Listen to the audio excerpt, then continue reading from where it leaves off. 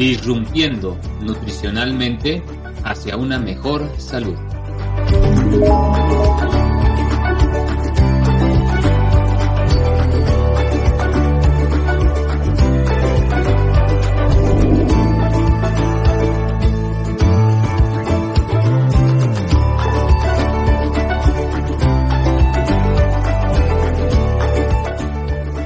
Disrumpiendo nutricionalmente hacia una mejor salud.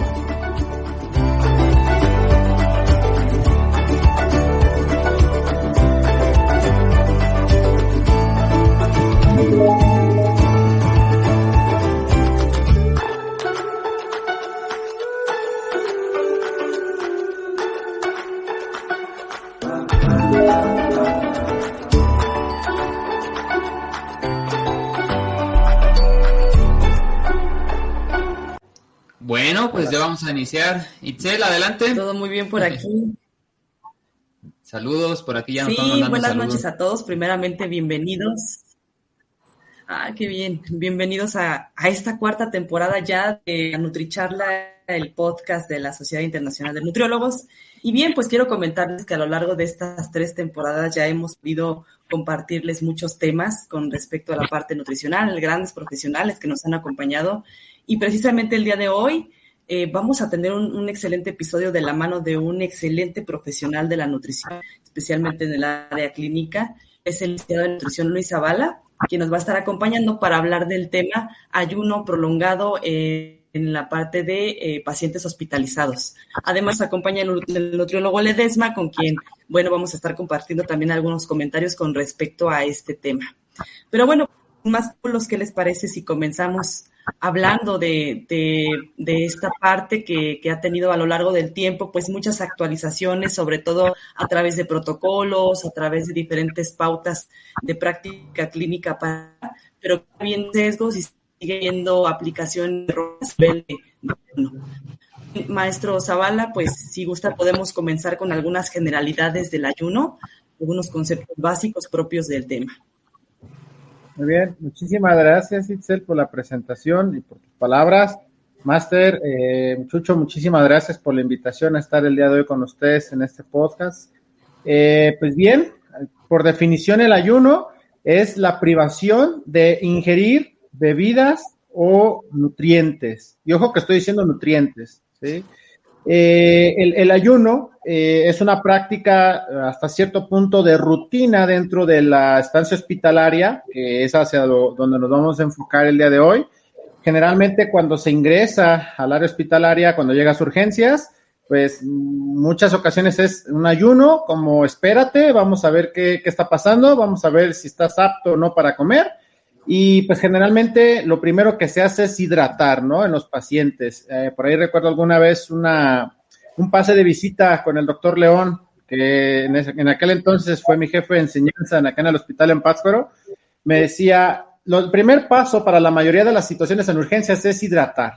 Sí, sabemos que tus calorías, tus infusiones, tus ondas, etcétera, que tú ya conoces, pues estás ávido, estás ansioso por conectarlas, pero espérate. Primero vamos a hidratar, primero vamos a evaluar al paciente, primero vamos a saber qué está sucediendo y de ahí, ahora sí, pues vamos a nutrir, ¿no? Entonces, como apertura al ayuno hospitalario es eso, que casi todos de rutina entran en ayuno para ser observados, ser evaluados y de ahí pues, ya decidir qué se va a hacer con este paciente, ¿no? Entonces, ese es el ayuno.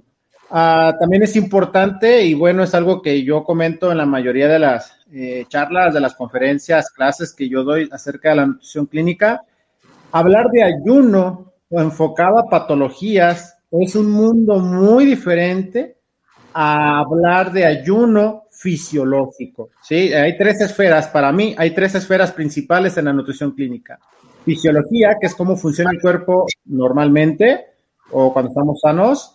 La fisiopatología, que es cómo funciona el cuerpo cuando estamos enfermos, que es un mundo bien diferente. Y la bioquímica, que muchas veces la dejamos de lado, ¿sí? La bioquímica es esa ciencia que nos va a decir cómo estamos influyendo con los nutrientes en el metabolismo de esta persona. Y de ahí vamos a lo de una caloría es una caloría, no es así. no porque un gramo de carbohidrato y un gramo de proteína tengan 4 kilocalorías, significa que el impacto bioquímico será igual de un carbohidrato al de una proteína, ¿no? Entonces, el ayuno es igual. La ausencia de carbohidratos tendrá un impacto metabólico diferente a lo que es una ausencia metabólica de proteínas, y que es lo que tenemos que analizar en la fisiopatología de las enfermedades, y de ahí derivar cuál será la dietoterapia o soporte nutricio que nosotros vamos a explicar. Muy bien, Zavala. Quiero agregar un poquito en la parte bioquímica que acabas de mencionar. Es prudente ahorita mencionar que en el estado homeostasis de la glucosa, tenemos primero la primera, digamos, etapa o estadio, el primer estadio nivel 1, que es postpandreal, que más o menos transcurre entre las 0 horas y 4 horas de transcurrir, ¿no? Ese ayuno, digamos, falta de consumir algún alimento, y ahí el principal combustible que entra en acción, pues es la glucosa. Luego tenemos el estadio 2, que es ya un ayuno, digamos, entre 4 y 12 horas de alimentos, sin alimentos, perdón, en el cual ya empieza ahí el cerebro, principalmente, a ir introduciendo cuerpos cetónicos, obviamente que todavía su base es el consumo de glucosa, pero también ya ahí los músculos y el hígado principalmente ya están utilizando ácidos grasos, ¿verdad? Por el proceso de que se aumenta el glucagón, y entran ahí los procesos ya químicos. Y otro estadio interesante que por aquí tengo apuntadito, que sería la inanición precoz, que es ahí, en ese punto donde nos vamos a enfocar un poquito más, y en la inanición tardía en el hospital, ¿verdad? Así es. Bien, cito al maestro Trujano, que, bueno, fue maestro de ambos acá en la licenciatura. Itzel, pues también lo he escuchado en algunas conferencias que ha tenido la oportunidad de venir acá a Pátzcuaro, o si ella lo ha visto en alguna otra ciudad. Recuerda que él siempre, cuando hablaba de nutrición clínica, nos decía que hasta el 90% de los ayunos hospitalarios no tenían fundamento clínico, ¿sí? Porque, pues bueno, es entendible que el médico que está a cargo de un paciente, pues no es su especialidad la nutrición, como nosotros, es entendible que no es nuestra especialidad los medicamentos. Ellos, algunos todavía, porque sí hay muchos médicos que realmente conocen mucho más la nutrición que tu servidor. Son unas eminencias. Tenemos al doctor Castillo, por ejemplo, que es un doctor, pero te apuesto que nos triplica el conocimiento. Si no puede comer por la boca, déjalo en ayuno.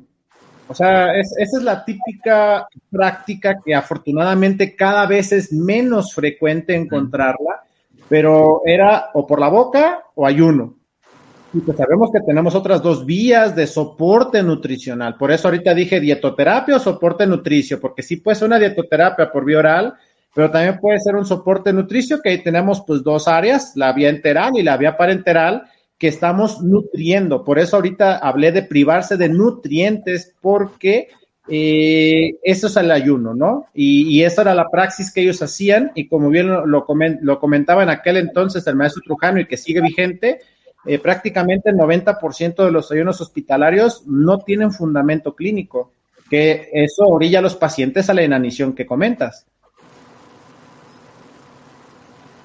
Sí, de igual manera, de ahí también un aspecto bien importante, ahí podríamos destacar la importancia como del proceso de cuidado nutricional, que justamente también nos va a dar estas pautas para saber a quién de forma más precisa podemos estar interviniendo nutricionalmente ante la detección de precisamente la evaluación nutricional propia del paciente, que ahí nos va a permitir pues dar también un fundamento, en este caso a nivel hospitalario, para que entiendan que la parte nutricional influye.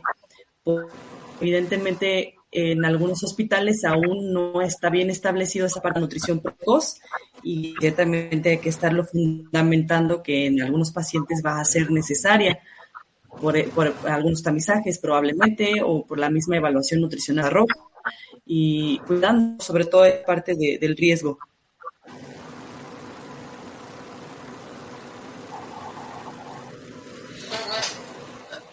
Adelante, Zabala.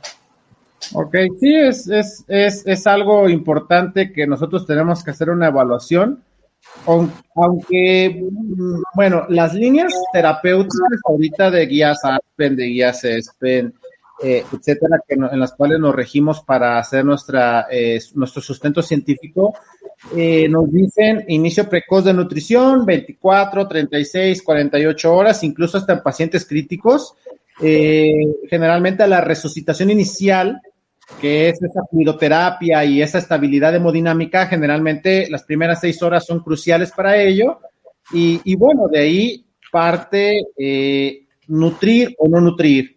Yo cuando tomé el diplomado de soporte nutricional, tuve varios maestros que son muy buenos, el doctor Eduardo Lobatón, por ejemplo, él nos hablaba de pacientes críticos. Nos enseñaba el sistema PEPA, por ejemplo, para el iniciar la nutrición en los pacientes críticos, en pacientes con inanición, cuidando pues el síndrome de realimentación, iniciando con nutrición trófica, con dosis basales, pero él nos hablaba y ya posteriormente me puse a investigar y realmente hay mucha información sobre ello, sobre 2 principales líneas. Una de ellas es empezar a nutrir precisamente pasando exactamente las 6 horas de esa resucitación inicial. Entonces, hay una línea terapéutica que te quiere hacer empezar a nutrir antes, ¿sí? O sea, a las 6 horas de la hospitalización, que ya pasó esa resucitación inicial con fluidoterapia, empezar a nutrir. Y otra vía por la cual he visto últimamente en sus publicaciones que este maestro Eduardo Lobatón es peruano él, pero trabaja en Estados Unidos, está hablando más de ayunar. Y hay cierta evidencia, ciertos estudios de darle al cuerpo esa posibilidad de autofagia, darle esa posibilidad de regeneración, pero bueno, son líneas de investigación. No podemos hablar de que sea una realidad, pero puede ser que esos paradigmas cambien, ¿sí? Bueno, lo que ahorita se sabe es que si empezamos a nutrir de manera muy anticipada, cuando todavía hay inestabilidad hemodinámica, pues podemos causar un isquemia intestinal, podemos causar perfusión tisular y podemos complicar más al paciente. Entonces, yo siempre digo, o a veces me preguntan cuando doy clases de fundamentos de nutrición enteral, ¿y cuándo puedo iniciar a nutrir? Es muy variado. Necesitas contextos clínicos, necesitas enfermedades, patologías, incluso, por ejemplo, cuando hablaba de pancreatitis hace como un mes, con algunos colegas en Perú, me decían, es que mi paciente inició con nutrición enteral, pero la presión intraabdominal aumentó de 20 y me tocó cambiar a parenteral. ¿Hice algo yo mal? No. Muchas veces la misma fisiopatología de la enfermedad hace que el paciente se complique. A veces el personal de salud ni es héroe, ni es villano. A veces el curso natural de la enfermedad hace que el paciente se complique por situaciones que están fuera de nuestro alcance, y pues tenemos que tener esa flexibilidad a poder adaptarnos a nuestro paciente. No hay una línea directa. Yo siempre he dicho que en la nutrición no hay hilos negros, realmente no los hay, o no que yo los conozca, pero no hay una línea que seguir entre cuándo romper el ayuno, cuánto tiempo debo esperar. Es mucho encaminado al contexto. Sí, Zabala, y sobre todo, si lo aterrizamos en un hospital, supongamos que tenemos un paciente, bueno, que va a ser operado del apéndice, que va a ser operado en alguna sección de la cavidad blanda,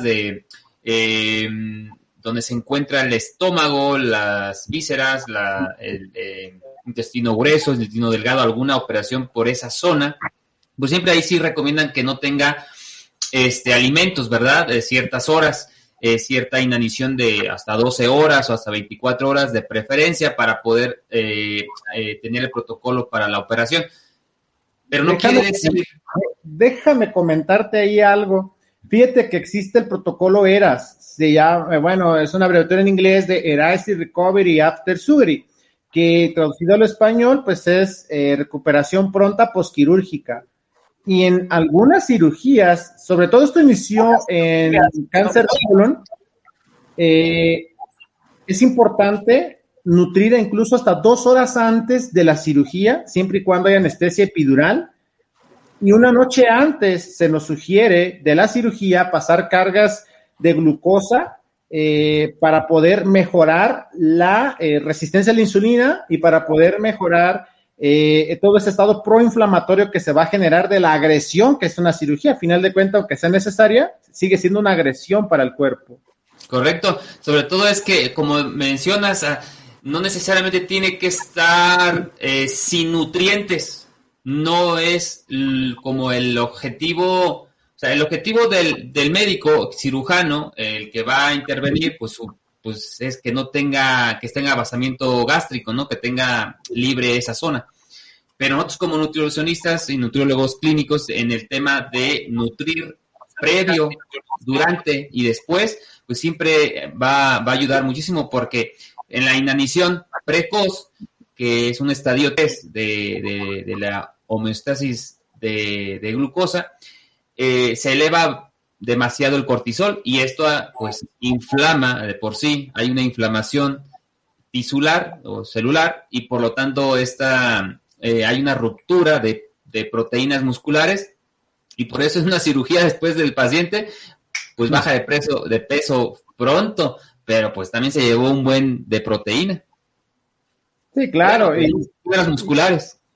No, y sobre todo, hay estadísticas muy duras en México y alguna vez también en aquel diplomado que tomé, el maestro Iván Osuna, que, bueno, es punta de lanza aquí en México sobre el ámbito hospitalario, nos hablaba que hasta el 70% de los pacientes hospitalarios tienen algún grado de malnutrición. 70%, o sea, 7 de cada 10. Y muchas veces, y me ha tocado a mí, pacientes que les van a hacer colostomías, pacientes que les van a hacer alguna anastomosis, o pacientes que tienen cáncer gástrico, pues imagínate todo el desgaste que es tener cáncer gástrico proximal, o sea, pegado al esófago.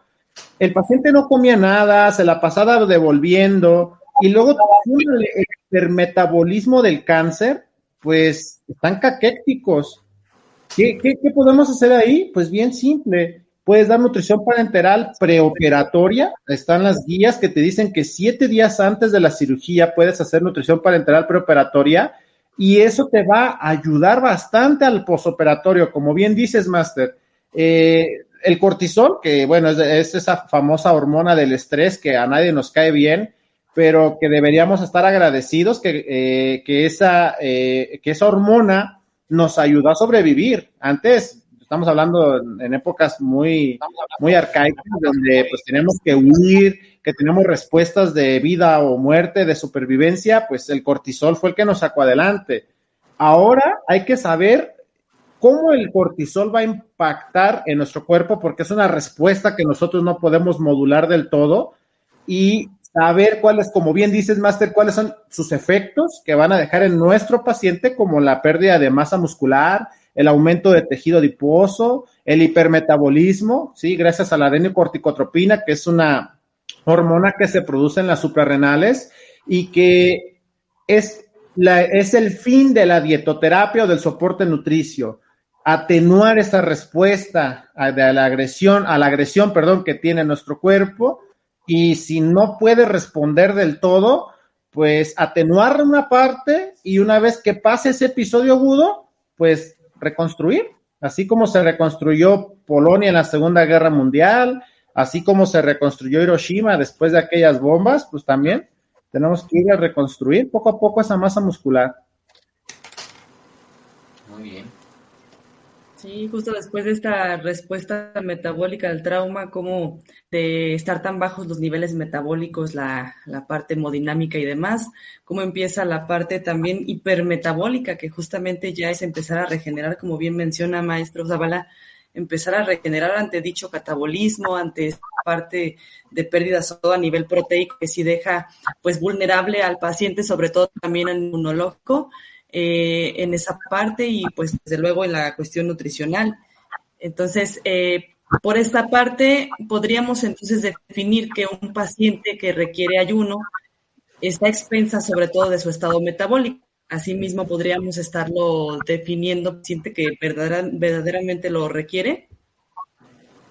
Sí, claro. Por ejemplo, a veces, no sé, pacientes politraumatizados por un accidente de coche, pacientes con traumatismo cráneoencefálico, ¿por qué sobreviven? Oye, que se cayó del tercer piso y ¿por qué sobrevivió? Si aquel que se cayó de un solo piso murió, pues sí tiene que ver cómo cayeron, ¿no? Y las zonas vitales que tanto se pudieron haber sido dañadas, pero cuando tienes una estancia larga en la unidad de cuidados intensivos, tus reservas, por así llamarlo, y tu fortaleza física van a ser algo fundamental para salir adelante o para ahí quedarte. Entonces, pues sí, el ayuno va de la mano, es cierto que tiene una agresión, pero también cuenta esa reserva que tú puedes tener, tanto física, energética, muscular, para afrontar esa respuesta metabólica, ¿no? Por ahí, hay paradojas dentro de la nutrición clínica, ¿sí? Hay paradojas, por ejemplo, en una situación de estrés agudo, un politraumatizado, es más fácil que alguien con sobrepeso te lo soporte a que alguien con desnutrición. Como dice el dicho, al perro más flaco se le cargan las pulgas. Entonces, en este caso, el desnutrido tiene una gran desventaja que alguien que tiene sobrepeso en este tipo de patologías, en este tipo de situaciones agudas, ¿no? Que tenemos una respuesta metabólica al estrés y que debemos de conocer para actuar, ¿no? Actuar a veces hasta sin hacer la gran cosa, ayunar, que no es malo del todo, incluso hasta en el área hospitalaria, y saber cuándo empezar a nutrir.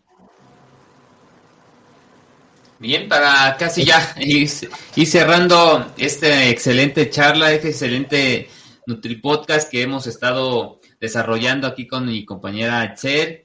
¿Qué recomendaciones darías, Luis, a los colegas nutriólogos o incluso pacientes que estén, pues ahorita en ese proceso quieran, bueno, que estén más bien, por una parte estén en la etapa de ser operados o que tengan en esa dinámica de poderse operar, y a los nutriólogos, ¿qué recomendación darías de la parte clínica para atender este tema? Que bueno, que hay mucho que decir, obviamente, pero este es un bosquejo, es una pequeña pizquita de lo que podríamos estar rascándole ahí, ¿no? Investigando el tema del ayuno prolongado en hospital, que no debería, que como acabas de mencionar, no debería de ser no es a veces necesario, ¿verdad? Para la atención. Pero ¿qué recomendación darías? De hecho, casi nunca sería necesario un ayuno prolongado, exactamente por esa respuesta tan desgastante, tan catabólica que es.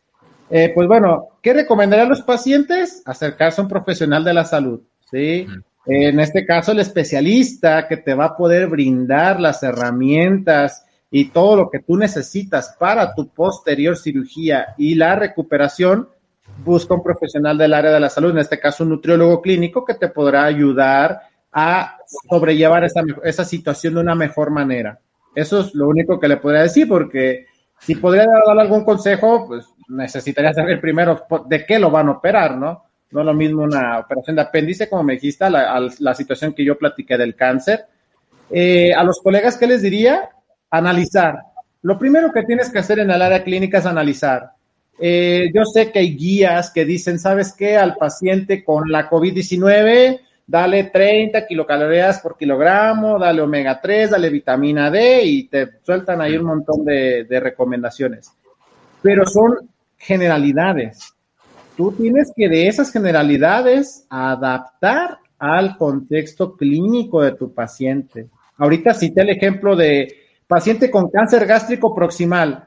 ¿Qué le iban a hacer en la cirugía? Le iban a hacer una gastrectomía, le iban a quitar todo el estómago, ¿sí? Pues si le quitan todo el estómago, ya sabes que vas a tener que nutrir a yeyuno. Pues la nutrición enteral a largo plazo es una yeyunostomía. Perfecto. Eso es lo que tú harías en ese paciente.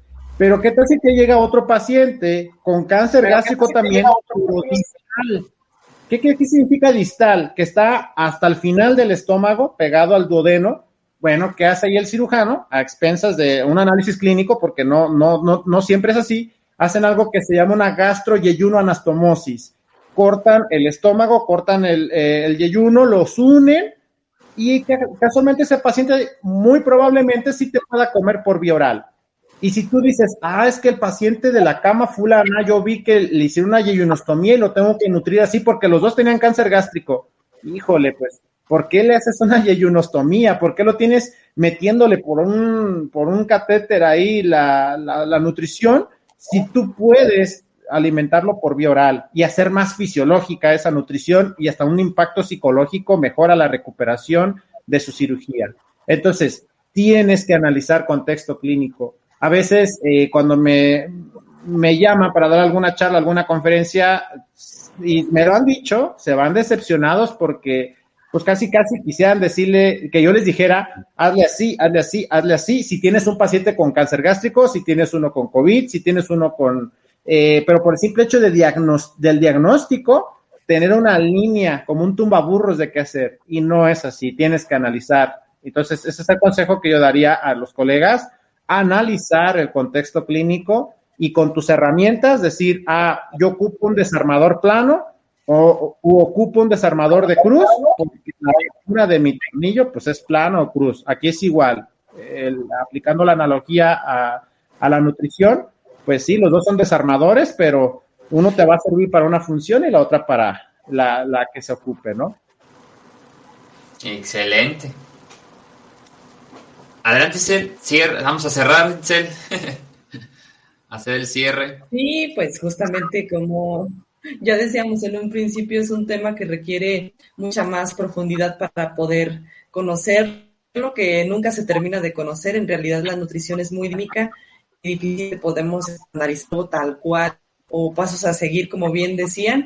Más bien es este pensamiento crítico que debemos de desarrollar a lo largo de la práctica y poder pues tener esa capacidad de tomar decisiones a partir de cada paciente. Decíamos bien que cada nutriólogo nos regimos por el depende, y sí, justamente es así, depende de cada paciente para poder otorgar un tratamiento nutricional. Y bien, pues agradecerles muchísimo por su presencia en este episodio. La verdad, un episodio especial porque es el primer episodio de la 4ª temporada, entonces pues arranca derecho en este sentido. Y agradecerles también a las personas que nos ven y nos escuchan. No sé si tienen algo más a terminar. Sí. Saludar a Majú, que nos mandó por aquí saludos, saludar también a Maribel Tobar, que acaba de saludar también. Y recuerden que al final vamos a poner los videos o los digamos las promociones o su negocio, su servicio, su producto, que aquí al final de los podcasts vamos a estar colaborando, contribuyendo con los colegas profesionales del área de la salud, no precisamente nutriólogos, pero sí que desarrollen pues servicio o tengan productos relacionados al área de la salud. Pues lo vamos a apoyar para al final de los podcasts, pues tener ese audio o ese video. Entonces, ahorita que nos despedimos con Luis y voy a proceder a poner el video para despedirnos. Adelante, Luis, para dar el cierre. Bueno, pues primero que nada agradecer la invitación, Máster, a Itzel, a esta charla, y pues sí, yo soy nutriólogo clínico acá en Pátzcuaro. Si algo se les ofrece, con toda confianza estoy a la orden. Luis Zavala, mi número de teléfono es 434-119-0858. Me dedico a la nutrición clínica y pues todo lo que tenga que ver con enfermedades o estado de salud para mejorarlo, prevención de enfermedades, estoy al pendiente en Ciudad de Pátzcuaro, Michoacán, o en su defecto en consultas virtuales. Si tenemos mucha distancia entre nosotros, con todo gusto les podemos ayudar. Excelente. Bueno, pues hasta aquí terminamos nuestra primer episodio de la 4ª temporada de NutriCharlas de la Sociedad Internacional de Nutriólogos en México. Nos vemos hasta la siguiente. Bye, bye. Hasta luego.